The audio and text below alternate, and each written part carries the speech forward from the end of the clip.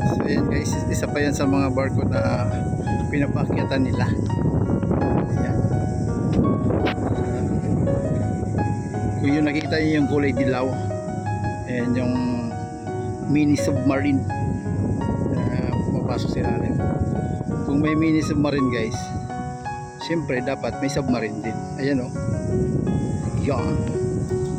Japanese submarine guys. Diba?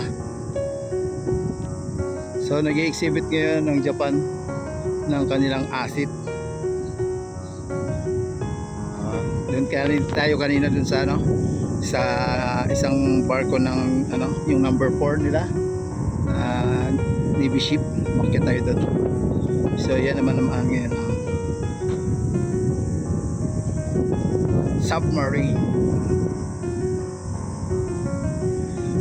Galing ano. So ayan, sana magkaroon din tayo niyan sa Pilipinas, di ba?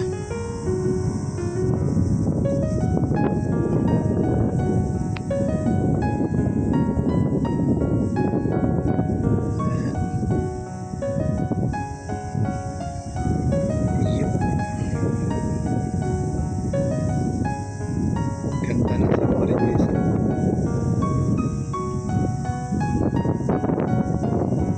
Malaki yung submarine nito guys. Malawak ng ilalim yan. Kasi parang palapad, hindi siya kaya pabilog. So ano namang combat submarine na yan.